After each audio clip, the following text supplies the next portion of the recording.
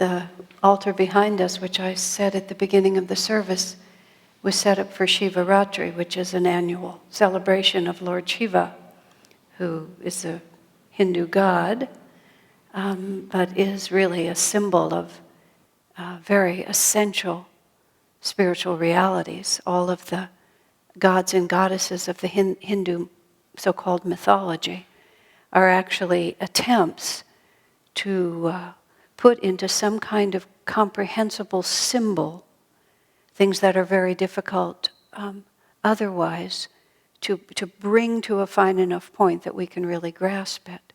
The intellect has this idea, which our reading is referring to today, that if we can just say it exactly, then somehow that's the same thing as knowing it. I was speaking to someone who's teaching in our Wednesday night Art and Science of Raja Yoga course, which is a course in which we go into a certain amount of the esoterica of our path. And Swami has written a very fine book with all these points in it. So we were having this exact discussion about exactly where is the energy in the internal spine and where does it go and then how does it go there. And I was remembering in a conversation I had once with Swami Kriyananda when I asked him a very obscure point about a very obscure part of our spiritual path, which was bewildering to me. And Swami's eloquent answer was this.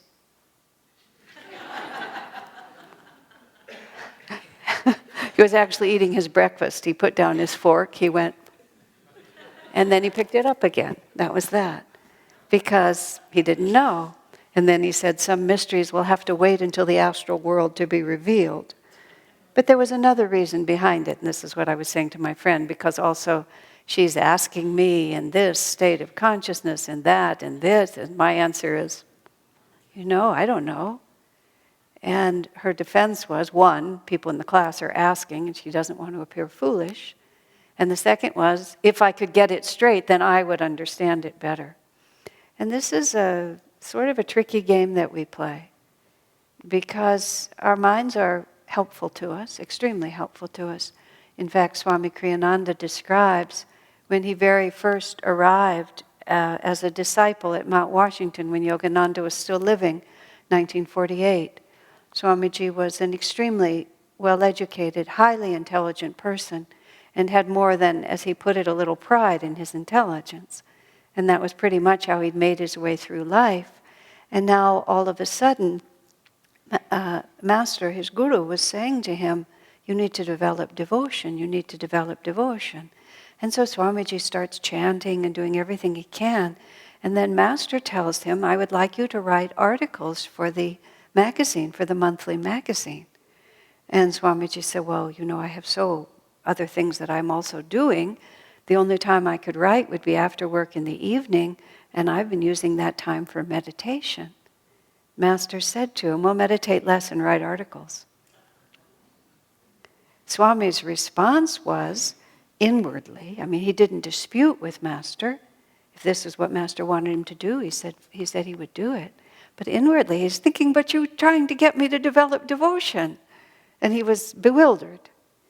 But he said, following his guru's advice, which is always a good idea, he went along and he gradually realized that it wasn't that you take one part of yourself and make it smaller so that you'll be more balanced.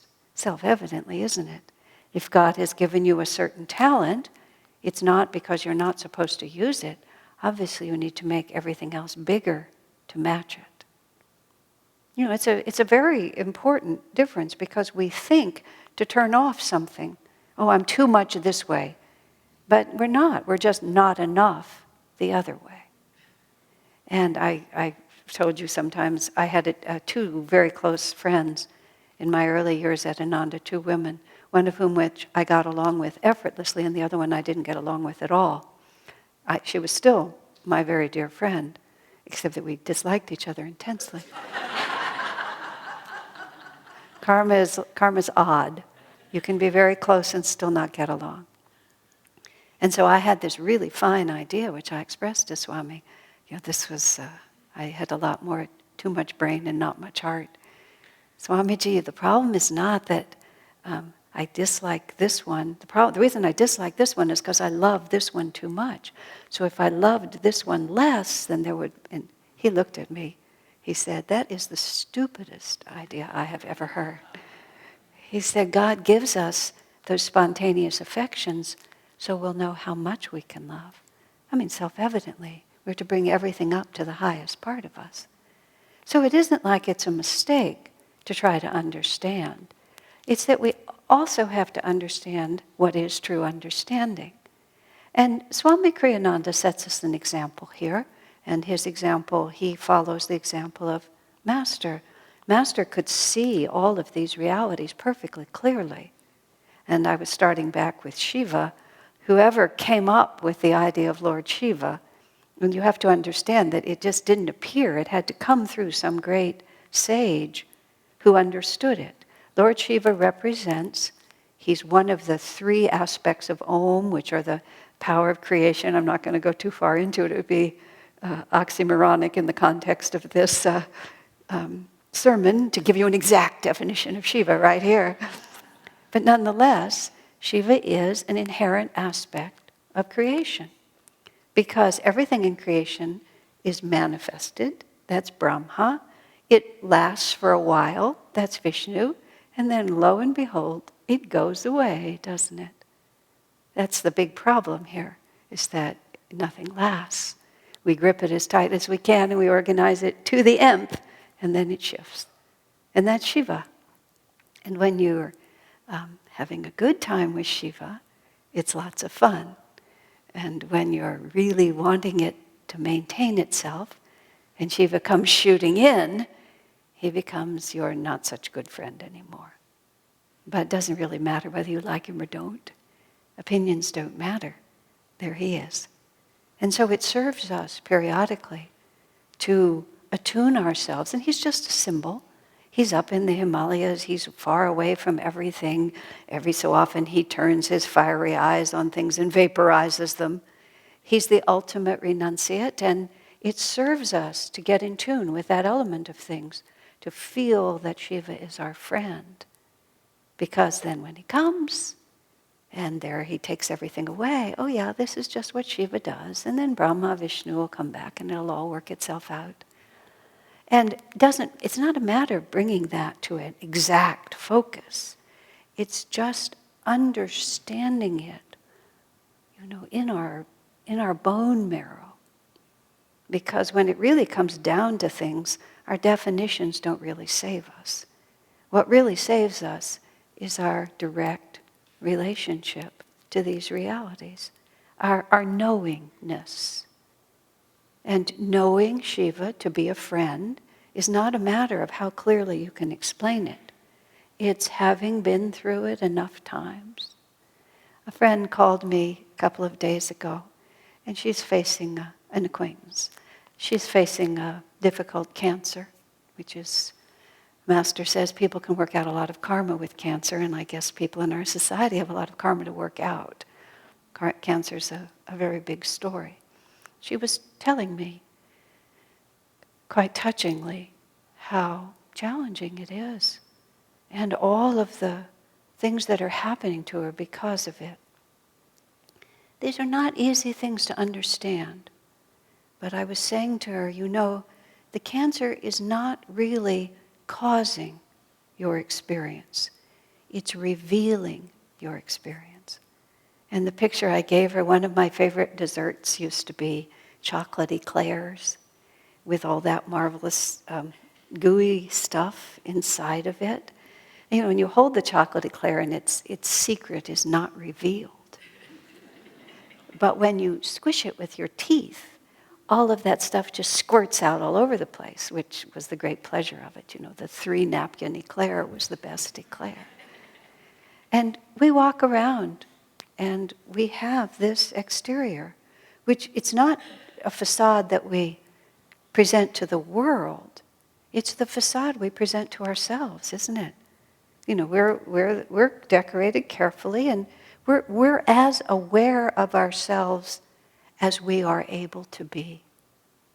But we have many, many, many hidden levels of divine greatness and other levels also of delusion, of profound misunderstanding, of attachment. That's why we forget our past incarnations. Swamiji said it would just be way too depressing. But they're all in there, like the sweet filling of the eclair. And then what happens? Well, you can really put it simply, God bites down on us, doesn't he?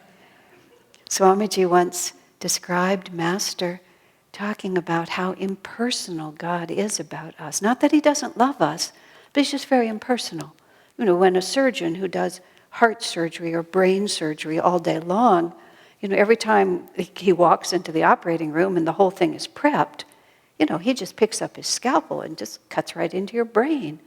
As it happened, I was in India and I met a brain surgeon and a heart surgeon just in a couple of my classes, and I kept looking at their hands and just thinking how they take those hands and just slice into people's brains, you know, slice into people's hearts, just steadily. To me, I'm so far away, karmically speaking, from whenever I did that I just I literally can't imagine it. But he just does it because it needs to be done.